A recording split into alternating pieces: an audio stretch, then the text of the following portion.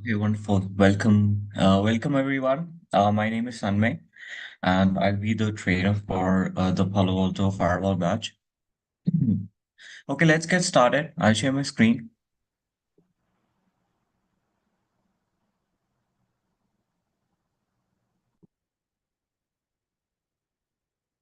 Now, a little about me. I've been a technical lead in Palo Alto Tech, and I've also been part of professional services.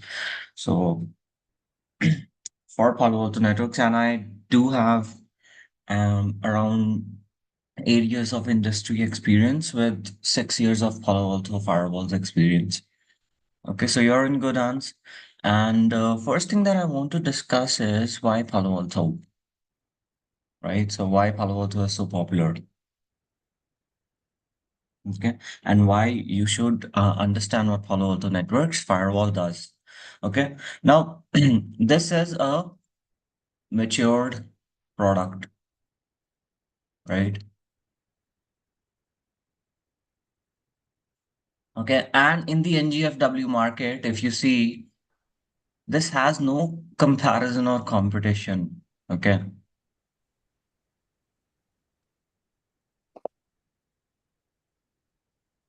Okay. So people will say, okay, Fortinet, whatever you say. But if you see the numbers, this is the only company that has crossed $100 billion mark in market cap. Okay. No company in cybersecurity is even close currently.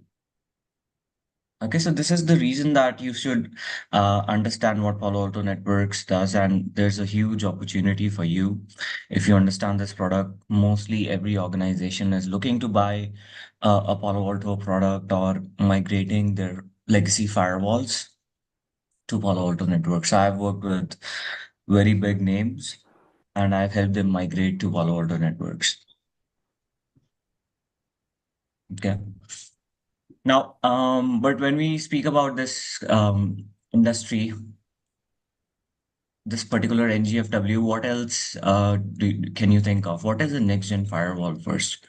Okay, and what other competitors are there in this space? Okay, we have Fortinet, we have Cisco, right? We have Juniper, right, etc. Now there are also some competitors of Palo Alto in SASE space, right? There is Zscaler, there is Netscope, really popular, but new. There is Kado Networks, right? Now, SASE is combined in two. Okay. It is a combination of secure service edge and SD-WAN. Okay. Now, this says secure service edge is security as a service. Security delivered from cloud is known as secure service edge. Okay. This SD-WAN is basically WAN optimization. Okay. Now there is a different product from Palo Alto Networks with respect to Secure Service Edge. Anybody heard of Prisma? This is Prisma Access, right? There is a separate product from Palo Alto Networks for SD-WAN. That is Prisma SD-WAN. Now this Prisma SD-WAN was brought by Palo Alto Networks with the acquisition of a company known as CloudGenix.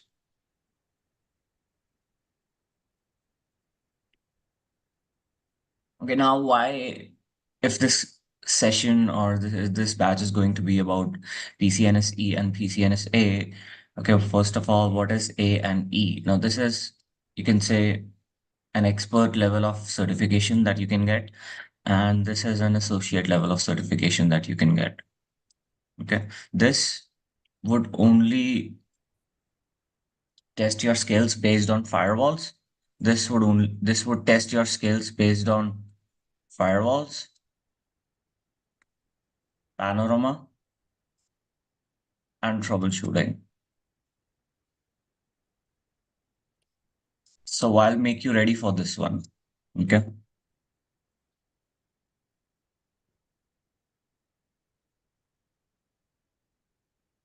Now, why, if we are discussing NGFW, if we're going to discuss NGFW, why is it that I went ahead and discussed about SASE? Okay, this is really important terms. You should be knowing what is the leading practices in current market, and what is currently growing in the market, right? Everybody is running after secure service edge. Everybody wants to work with Zscaler. Everybody wants to work with Palo Alto Network, Netscope, and everybody wants to go ahead and see what Cairo is doing, right? This is an emerging market. It's a growing market. Its market is $100 billion and still growing. SASE market, right? It's new market. It's very interesting. You should know about what SASE is. And the Palo Alto Network SASE is built out of NGFW. Okay, so you should understand both of these things.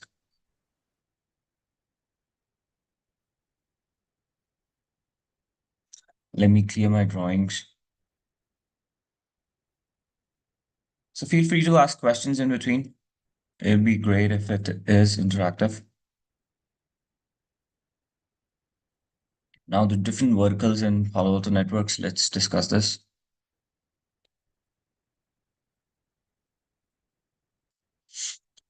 Okay. So, when we talk about different verticals, this also means different businesses or like business lines that Palo Alto Networks has. Now, again, why do we need to discuss this? This is also part of the exam, to be honest, the PCNSE exam. Okay.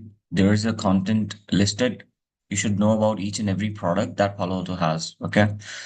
Now we will going to discuss a Strata product. Under Strata, we have NGFW and Panorama,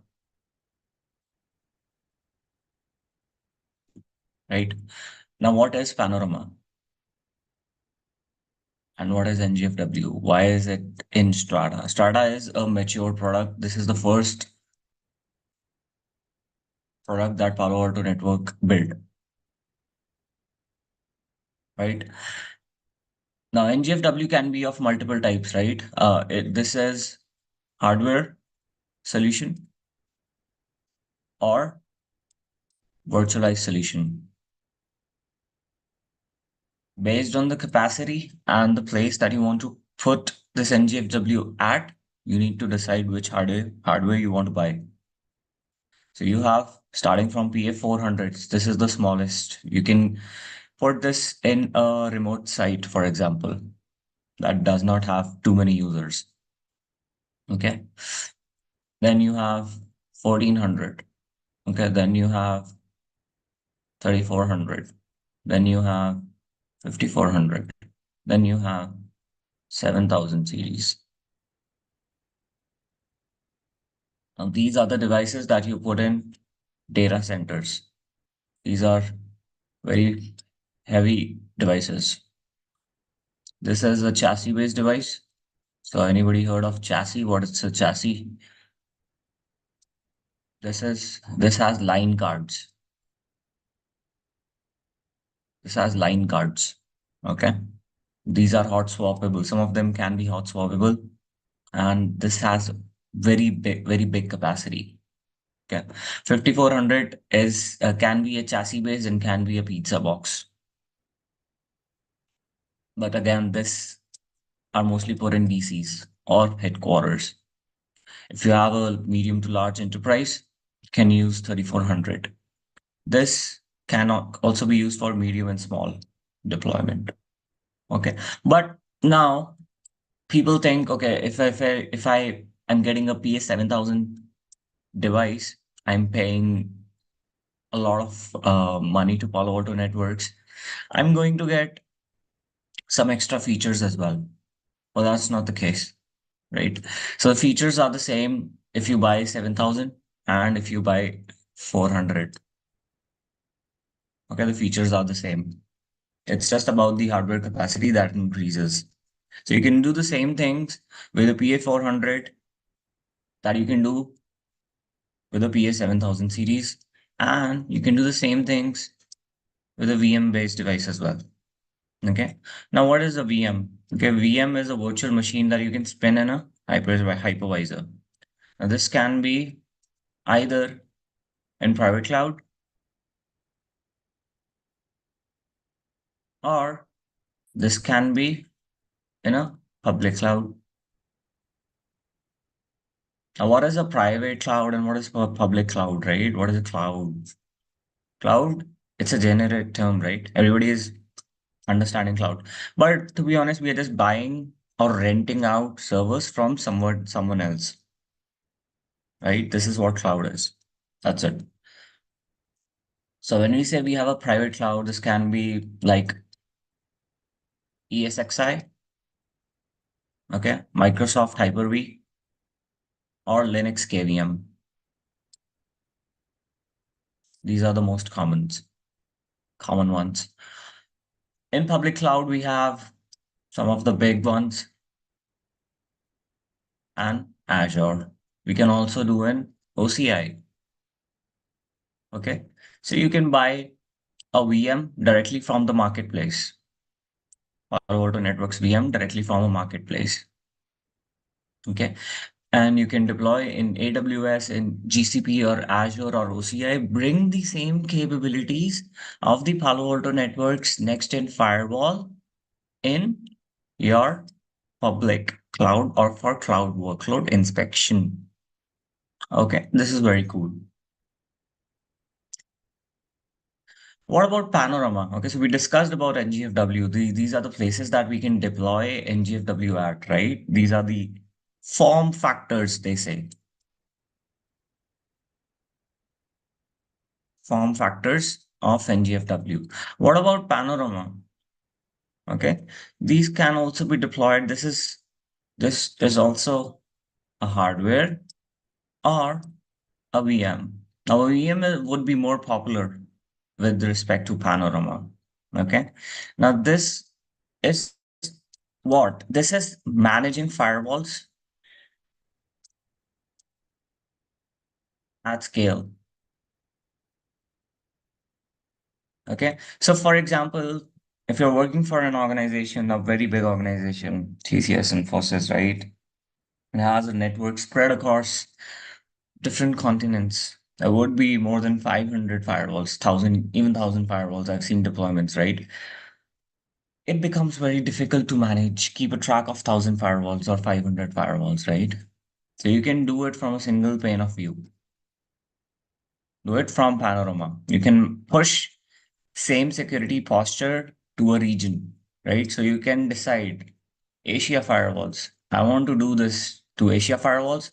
Push the security policies to Asia firewalls. Boom, you can do it in one go to all the firewalls. I want to upgrade next. I want to upgrade. For example, I have firewalls in Africa. I want to upgrade all the firewalls in Africa at once. Boom, I can do that from Panorama. Now, if Panorama goes down, there would be no impact to my firewalls. This is a management solution. Okay. People ask this a lot of times to me. Okay, so what if the Panorama goes down? Now, we recommend HA. With Panorama, we can do HA with NGFW as well. It is recommended. So if in case the Panorama goes down, you're losing management, right? You can switch over to the secondary Panorama. That's optional and recommended. You can upgrade all the firewalls at once. Okay, no matter 20, 30 firewalls, if you have in Africa, you can upgrade all the devices at once. So this is power of Panorama. If you don't have a Panorama, you have to log into each device, make sure that you're doing upgrade one by one. Now this will take a lot of time, right? This is the reason why Panorama was built. Okay. Most common deployments for Panorama you would see as a private cloud again, not public cloud. Most common is ESXi and Hyper-V for Panorama. Again, Panorama are licensed. Okay. NGFW are licensed. What do I mean by licensed? Okay. Now, if you just buy a device from the Palo Alto networks, these devices might not be able to do anything if they don't have proper licensing. Okay, so for example, URL filtering is one of the NGFW capability. If you don't have a license, you won't be able to do URL filtering. Okay, so if you don't have any licenses, you can still do somewhere around 60% to 70% of the things, right? To understand, okay, how I can configure, how can I set this up at a place or at a proper place, okay? But for advanced capabilities like URL filtering, threat protection,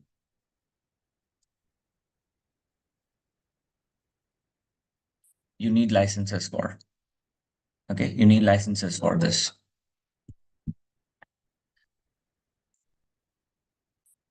Again, for Panorama, you need licenses as well.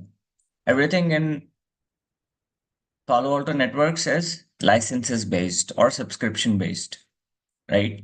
So you will also be charged with respect to the licenses you get, right? And to be honest, they make money based on these licenses itself. They make a lot of money based on these licenses. These do not come easy and these do not come cheap. Okay, don't compare these devices with Fortinet, with Cisco. There is no match. Those devices are might not be at the same level. Okay.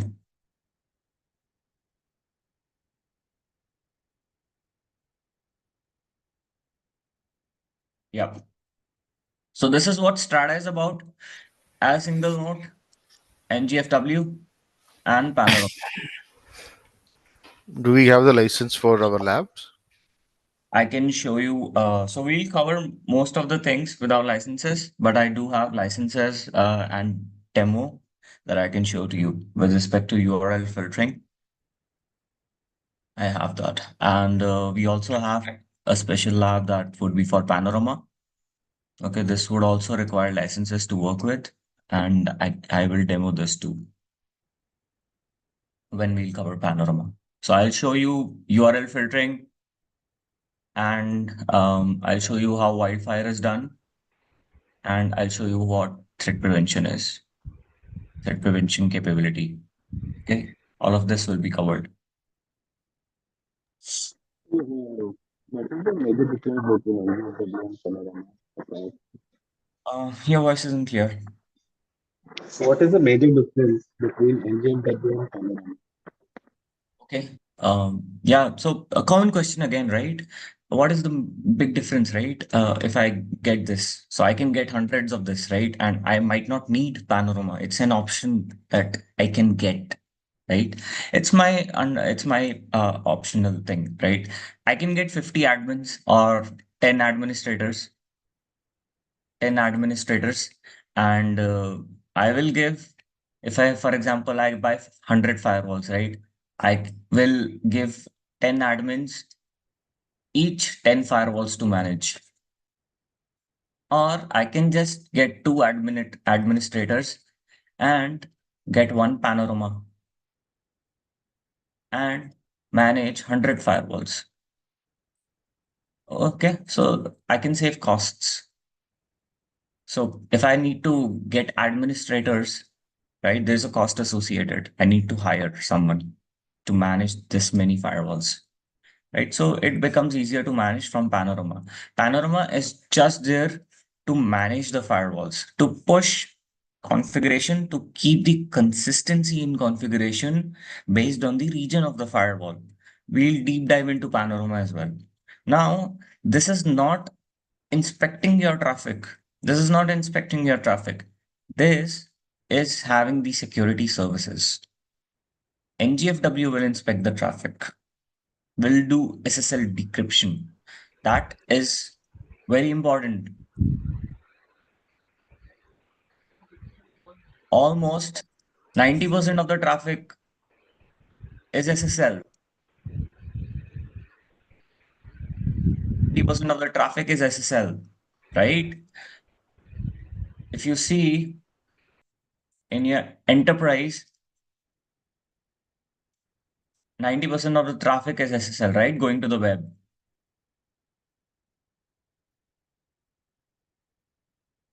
Can you inspect SSL traffic?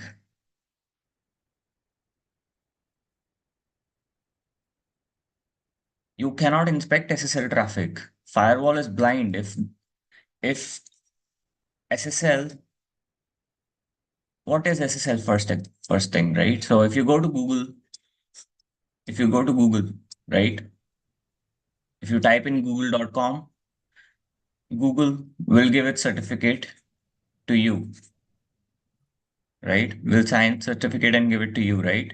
And you will validate that certificate and you will build a SSL tunnel so that your communication between Google and yourself is confidential. Nobody can see it, right? It's safe. You can talk at the internet, on the internet, privately. That's what SSL is. Secure sockets layer, right? But there's a loophole, right? So if in case this is confidential, our internal users might get infected. And almost 90% of the traffic is SSL. What I'm going to do? Why I need an NGFW then if it is blind to all of this? Almost 90% of the traffic, right? So this is where SSL decryption kicks in. This is where SSL decryption kicks in.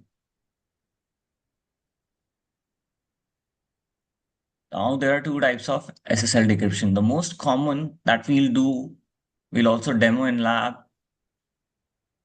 is SSL forward proxy. Okay, we'll use forward proxy to decrypt SSL tunnels, right? Now this is the same way. No matter where you go, SSL decryption is done the exact same way on every vendor or every secure service edge as well. So if you talk about Zscaler, if you talk about Netscope, right? They also have secure service edge, right? Now secure service edge, they give security services. Now they give on web, right? In web, 99% traffic is SSL. They also need to do SSL inspection. So they will decrypt SSL traffic with help of forward proxy. Okay, so we'll deep dive into what forward proxy is as well, and we'll do labs as to how to identify if your traffic is getting decrypted or not. But no matter the vendor, the technique they use for decrypting SSL traffic is always going to be forward proxy, right? Deviating for the topic from the topic again, NGFW services. This is one reason why this is called an NGFW. Now, there are multiple reasons why this is also called an NGFW, right? Or what makes it an NGFW differentiated from firewall, right? Just a second. Let's discuss this.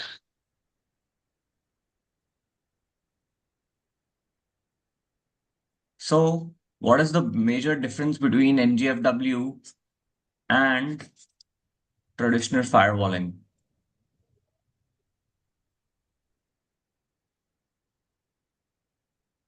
Now we are only talking about Strata over here. Okay, so we didn't even go to Prisma or Cortex.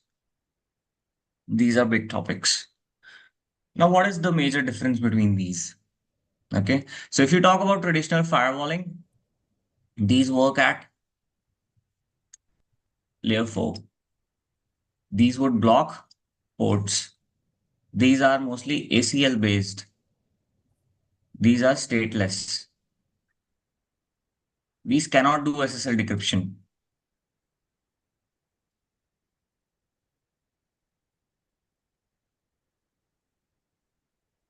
Okay, so for example, if I'm forwarding traffic, DNS traffic over 53, right? It would just look at 53 port number and it will allow the traffic. Now, if I send some traffic like torrent traffic over 53, BitTorrent traffic over 53, it just looks at 53 port number and it allows us. Now, I don't want to allow BitTorrent, but I do not have a next-gen firewall, right? So this is the basic difference of next-gen firewalling and traditional firewalling. Okay, it looks at layer 4 details only.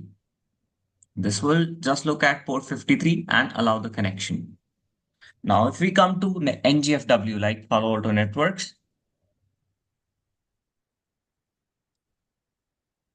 if I will allow not based on port, I will allow based on something known as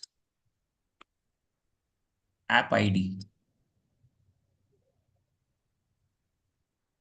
Okay, this will check the standard port that DNS uses. Now, DNS nowadays can use anything, any port protocol. DNS uses UDP, DNS uses TCP, DNS can be over HTTPS. Okay, that's called DOH. Okay, can be anything. So, DNS, right? This will allow the traffic based on the data, right? This is DNS. It will check the app ID. If we come over here and we were to check BitTorrent on port 53, this will check, okay, this is not DNS. I'm just allowing DNS and I'm blocking BitTorrent. This will not allow the connection. This is the basic difference between traditional firewalling and next-gen firewalling. Okay. Second thing that makes this a next-gen firewall, app ID. Palo Alto Networks app ID is very powerful. These guys were the first ones to bring this sort of capability into the market. Okay. These inspect layer 7. Okay. This can only operate at layer 4, traditional firewalls. What is at layer 4? Okay. So if someone is completely new to networking, I'm talking about OSI layer. Right? This is going to be an advanced course, so I'd expect everyone to at least be a CCNA so that these plain jargons can be understood. So layer 7 inspection is done on NGFW, not just layer 4. Second thing. Third thing that makes this an NGFW,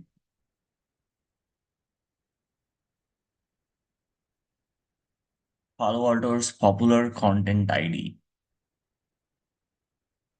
In short, this is also known as CTD. What is present in content ID? All the security services, okay? Antivirus, right? Anti-spyware,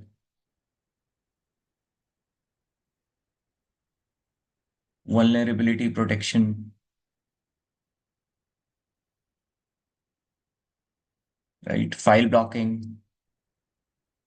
So we have file blocking, we have data protection,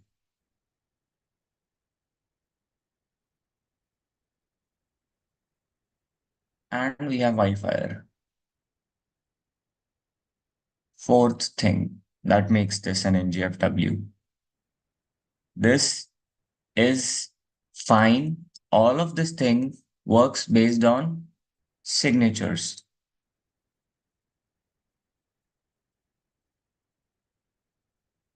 Where does Palo Alto Networks gets its signature from? It gets it from the cloud. What are signatures, by the way? What are signatures? Known threats. Yep, kind of you can say that. So all of these things, app ID, antivirus, anti-spyware, vulnerability, file blocking, these things work on signatures, right? So you can think about this as some sort of hash. Okay.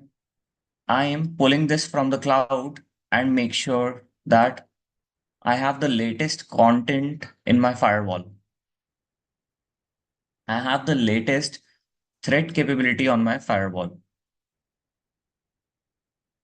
Okay. So when I say cloud, what cloud? AWS, GCP, what cloud? This is pulled from the update server. This update server has a particular URL that is updates.paloaltonetworks.com. Now, this is the URL that you tell Palo Alto Networks firewall to fetch the latest content from. And you can give a timer, okay? Check daily. If there is a new content available, pull it, install it. So I'll have the latest signatures. Okay. Be it for thread, be it for app ID. Everything works on signatures, right? You can just think, okay, so if in case there is a threat, a known threat, a known antivirus, I'll do the hash of the layer 7 data and see, okay, is it matching to a known threat on my signature list that I have? If it is, then I will put action based on what is specified. Now this will, if you don't configure it to do anything, it will make sure that it is passing the traffic, it is passing the it is passing the thread. That is why you have to be very advanced in planning and deploying these security services and this firewall. If you don't properly configure the firewall, it will allow the traffic, it will allow the threat. Okay. Now, these are how signatures are enforced, or how threat is enforced, or how app ID enforced. What about wildfires? So I said this is a thing apart. Okay, this is the fourth thing that makes this a next-gen firewall.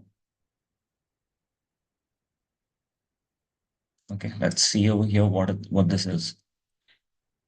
For example, there's a file, I try to download a file and firewall does not have a hash for it. Okay, it does not know whether this is malicious or not. What it's going to do? Will this allow the download or will this block the download, right? What exactly this is going to do? Now again, I have to configure it to do that, right? This is for unknown malware that I do not have a signature for. This will help you stop zero-day attack. Wildfire engines help you stop zero-day attacks. So, for example, I pulled a lot of signatures from the cloud. Someone tried to download a file from the web that I'm not aware about, or that the firewall is not aware about. That will send copy to the wildfire cloud. What is happening in the wildfire cloud? So we have multiple signatures that are checked in wildfire cloud. Also, that file is detonated in multiple VMs to do behavior analysis. Before you can download the file, you can stop the download. Before you can download the file, you can get a verdict. You can get a verdict whether this is benign or this is a malware. If this is a malware, block this. If this is benign, allow the download. Okay. So this is detonated in VMs.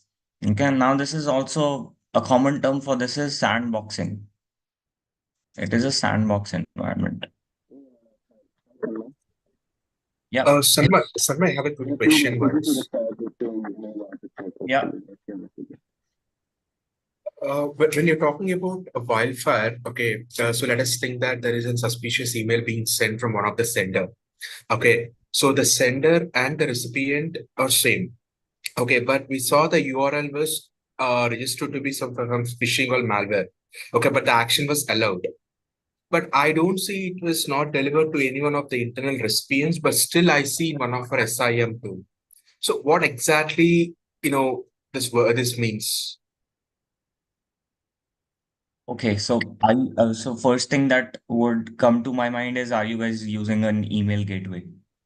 Yes. Right? So that email gateway, is it passing somehow through that firewall or not? Now that contains a phishing link, right? Now that phishing link might have a signature or might be a URL that is phishing, right? So the firewall should be able to check. So what exactly are you saying? Actually, that email was delivered that email was delivered. Okay, but I don't see that particular email in our email gateway. Proof point, for example, let us think proof point. Okay, but still, when I try to check with the subject, okay, which is triggered in our SIM, I see only it is a wildfire alert with action as allowed. Okay, so Does it contain a file? sorry. Does that email contain an attachment? Yes, it does. Attachment. Okay. So it says Wi-Fi action allowed. Yes. Okay. So that But means it is hitting the wildfire rule. yes, because because wildfire only gives us the scratch information of the email, right? Like you sender, user, and it cannot give us the complete verdict of the email, right? The message or something like that. But I see the sender and the recipient are both the same. Yeah. But Yeah. I don't see that particular email with the suspicious link or attachment was not delivered to any of the internal user.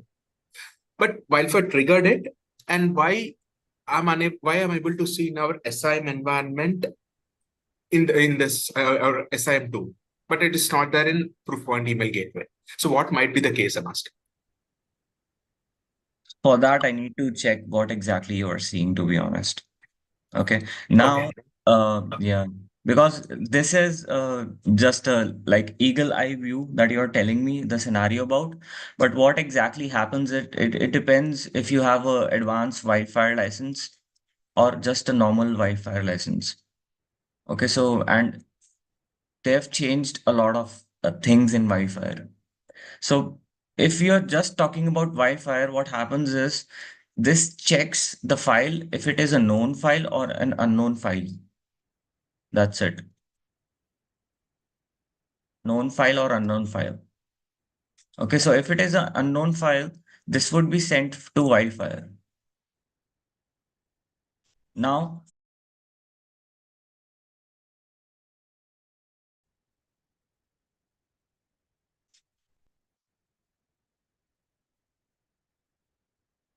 it would come under Wildfire submission logs.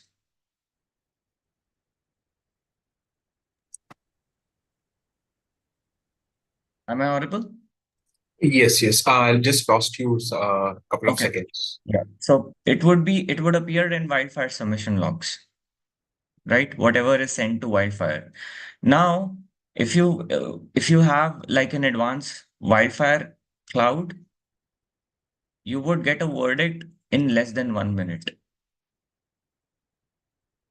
Okay. And that verdict might be benign. You would see that in the logs, or it might be malicious, for example, or it can be graveware. that, okay, this grayware might be suspicious. This looks suspicious. Okay. There are three verdicts that this can give out.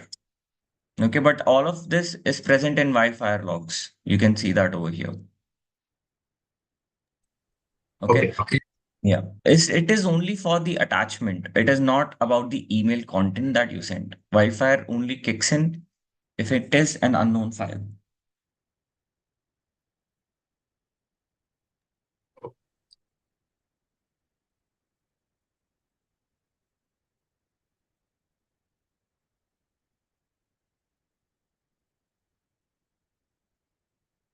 Okay, so we discussed four NGFW features, right?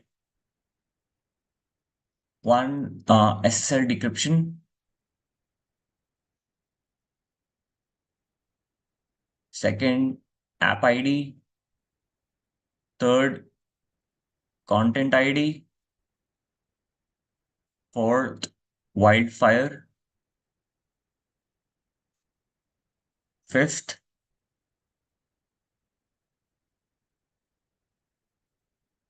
user ID. Okay, now what is exactly is user ID? User ID basically consists of having you to map IP to user mapping, and you can enforce or pull group mapping information from your AD. Now, why this is useful, right? Why do I want to fetch user IP mapping or IP to user mapping? And why do I want to pull group mapping information from AD? Okay. Now, for example, I have IT people, I have HR department, I have legal department. IT department needs access to different destinations. HR department needs access to different destinations. Legal department has a different altogether requirement. Okay, so I already have these groups separated in AD.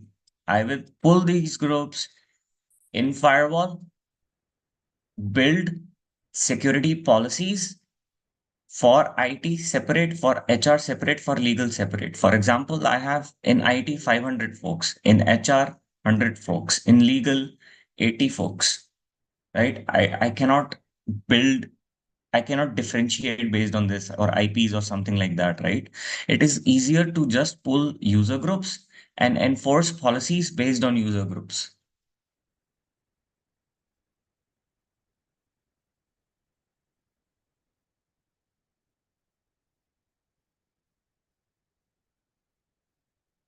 It helps enforce policies based on user groups. Now, how Palo Alto Firewall is pulling group mapping information? This is from LDAP, using LDAP. Okay, we will do this as well. Now, this is group mapping, right? What about IP to user mapping, right? Now, a user can log in remotely, right? Via a VPN. We have Global Protect. Sixth thing that this makes it an NGFW, Global Protect VPN. Now, this is the remote access solution that Palo Alto Networks have. We will discuss this. User can log in internally behind the firewall, right? This helps in reporting. Now, C-level execs might want reports with respect to groups, departments, or sometimes even users, what kind of activity the user is doing, right? So if in case a particular user is using multiple IPs, random IPs to log in and doing some malicious activity, it will be mapped to its user IP to user mapping. So I can understand, okay, this is the user. I don't want to focus on IP. This can change, right? But the user information will remain same. Now this user is doing something fishy, is doing some malicious activity again and again. I need to see what kind of report I can pull in threat report, and I can submit it to my CEO or some CTO or CIO. Okay, this user might be doing something, or I can send it to my security team for inspection or for understanding what kind of activity this user is doing, right? So this is very important. It is used for reporting and it is also used for user-based enforcement. Similar to enforcing policies based on user groups, I can enforce policies based on user ID. I can enforce policies based on user IDs. Very, very critical in security. Any questions about around this? Now, see, this firewall can do a lot. This firewall can do a lot. But if you don't have decryption, it's almost blind to content ID. It cannot do wildfire. So if you don't have decryption, it cannot do wildfire. User ID you can do without licensing. Global Protect you can do without licensing, right? For example, now if I say, if you think about SSL decryption, you will encounter organizations that say that they cannot do SSL decryption. They have a privacy requirement or something like that. Okay, they cannot inspect users' traffic. What then? Then can you sell them an NGFW or a security solution like this? What happens then? Now, of course, 90% of the traffic is SSL, right? Some of the capabilities would still be there. For example, if you talk about App ID would work without granular controls. Now, what do I mean by granular controls?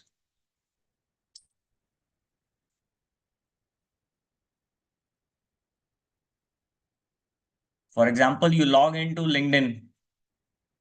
You will allow the user to log into LinkedIn, view LinkedIn, but don't allow him to upload or do any posts. This is granular control. You allow the user to log into Facebook, but don't allow the user to use Facebook chat.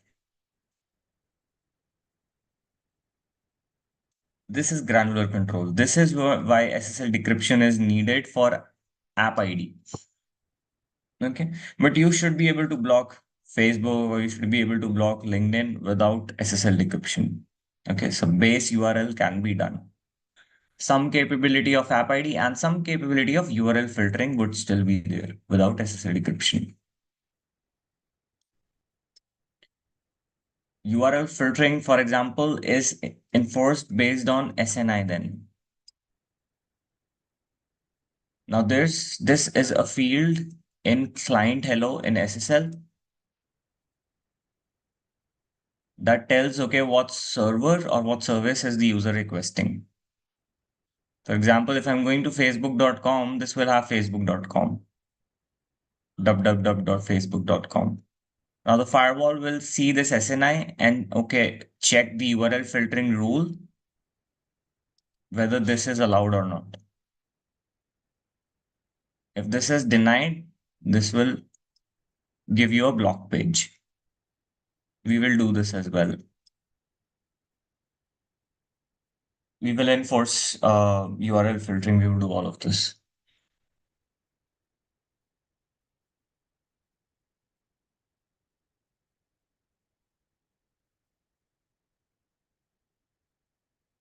Now, this was all about the NGFW, what exactly NGFW is, eagle eye view of what features are available in Palo Alto networks, right? And what falls under this strata umbrella?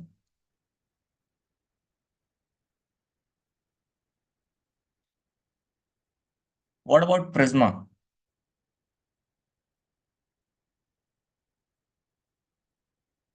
What is Prisma then?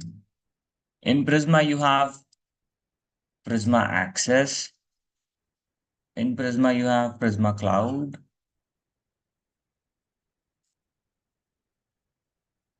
Now, both of these combine, not Prisma Cloud, Prisma SD-WAN. Prisma SD-WAN plus Prisma Access, these combine to give single vendor SASE solution. You have Prisma SaaS.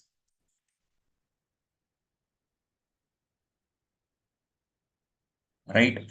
Now, Prisma Access, what is Prisma Access? This is the secure service edge solution. Now, this directly competes with Zscaler.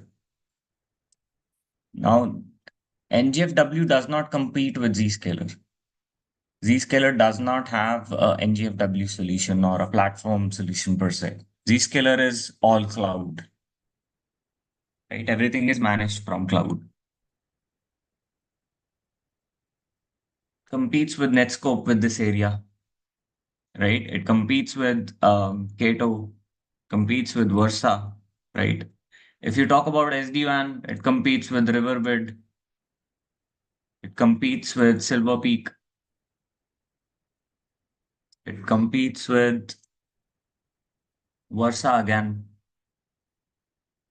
Cisco, etc. A lot of vendors, right, in SD-WAN.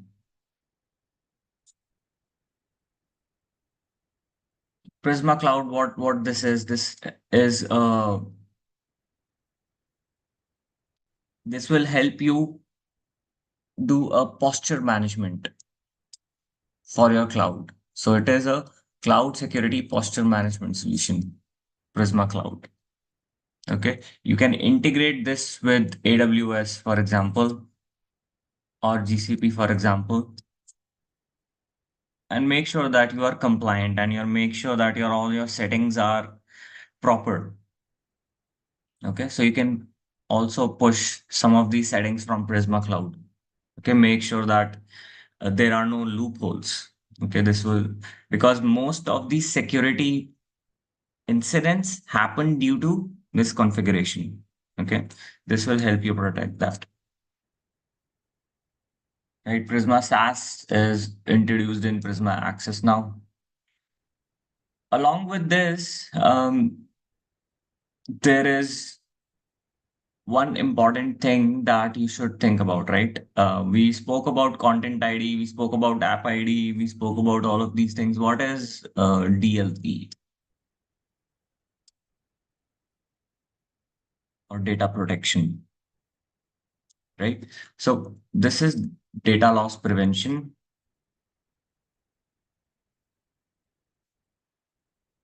DLP and CASB, Cloud Access Security Broker. Now, Palo Alto Networks give this capability in NGFW. This gives the capability in Prisma Access. Using this CASB or DLP environment, what you can do is you can protect data in motion. You can protect data at rest.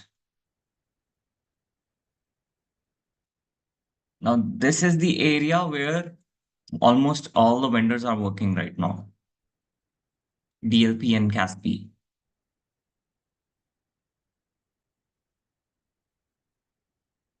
Okay, protect data at rest, protect data at motion, right?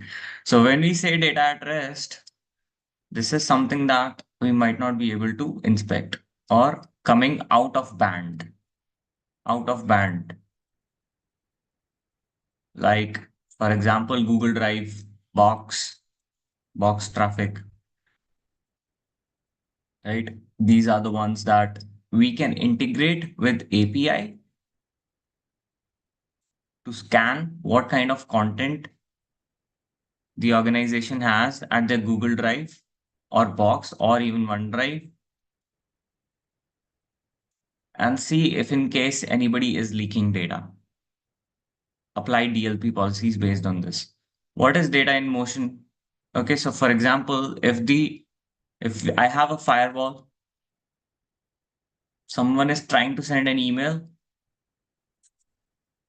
or upload a file that contains credit card informations or social security numbers, I can flag that. I can block that. I can do that on the NGFW as well. Okay.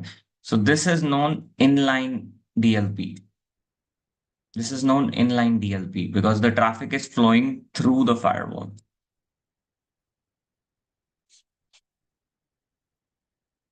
Now this is known as out of band DLP.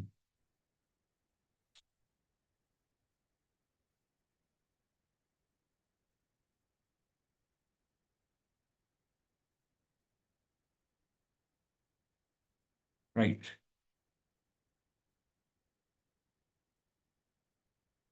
So this is about Prisma access. Let me remove this.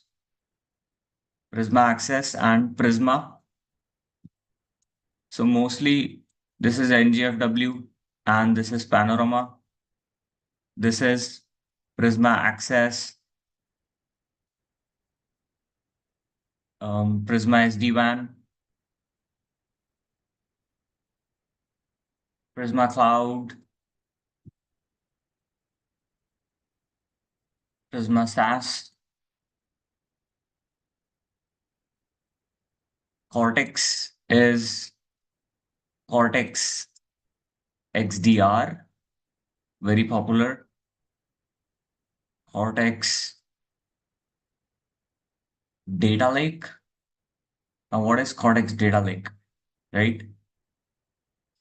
We need to discuss this. Now, Cortex XDR is the XDR solution or EDR solution that Palo Alto Networks offer. This is a next-gen EDR solution.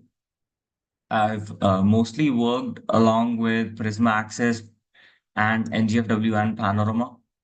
So this is an area that I have not explored myself, but this is an endpoint solution. This is an endpoint solution. Okay, so you can deploy this on Windows, for example. This competes with Carbon Black in this area, and this competes with CrowdStrike. That's quite popular in that area. Okay, so this competes with endpoint solutions with this area. Now, Cortex Data Lake is log collector as a service. Now, when I say log collector as a service, we'll understand this term more as we deep dive into Panorama deployments. What Cortex Data Lake is doing, this was built to ingest logging information, ingest logs from Prisma Access and from NGFW. So you can send the logs to Cortex Data Lake from Prisma Access from NGFW. Now, I believe we can also send these logs from other vendors as well, not from other vendors, from other solutions as well. Okay. Now, what exactly it is doing with all of this data? These are working on AI ML models now. So you can do IoT OT discovery. If you have licenses for IoT OT, you can do IoT OT discovery and build policies based on IoT OT traffic. Now, IoT OT traffic, what is IoT OT? Internet of Things. Basically, you have cameras, you have printers,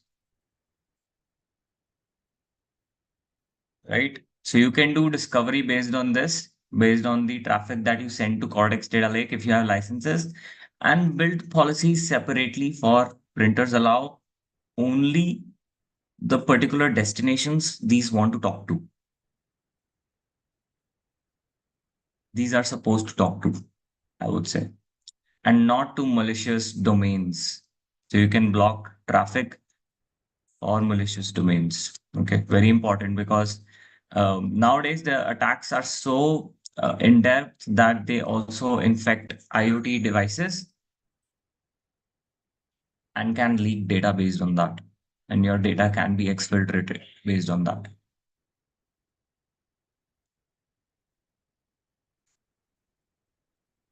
Right? Or under Cortex, you also have some of the other, like Cortex XIM is there, Cortex Expanse is there. These are the solutions that I have not dealt with yet, but are quite popular. Right? XIM is one that Palo Alto Networks is quite working with, right? And this is that's the reason QRadar was bought by Palo Alto.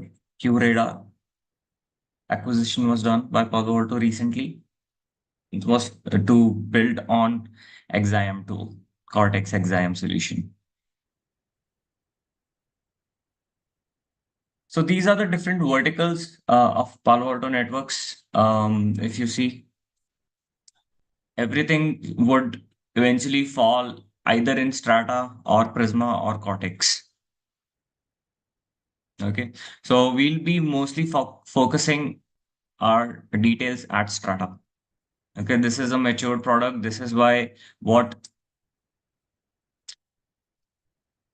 is kind of like brought as a perfect product by Palo Alto Networks, rest all the things like Prisma Access or Prisma Cloud or XDR solutions. These are the things that were introduced later on at a later stages. These are not very mature products. NGFW is quite stable. Panorama is quite stable.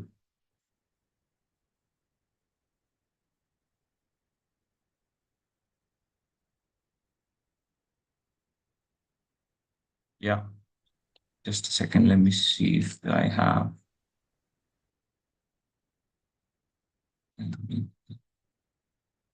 Just checking some questions in the chat.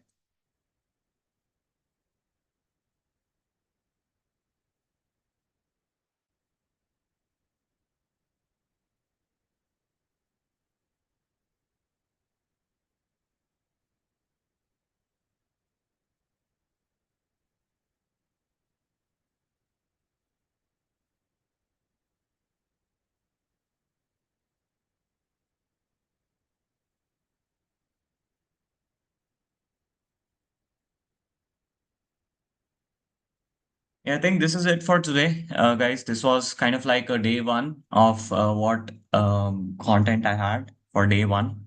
Gaurav, are you there?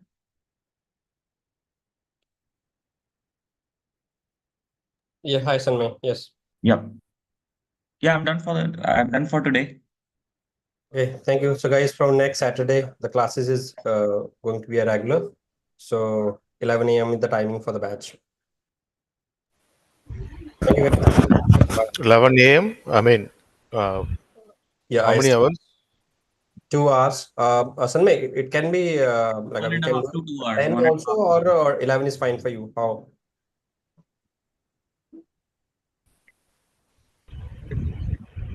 11:30 would be good. Okay, in any way, we'll Saturday or take a Sunday? call and accordingly we'll start accordingly. Don't worry. Yeah, 11:30 can be better. Okay, guys. Yeah. Hello. Yeah, go ahead. On Saturday or Sunday? Saturday, Sunday both.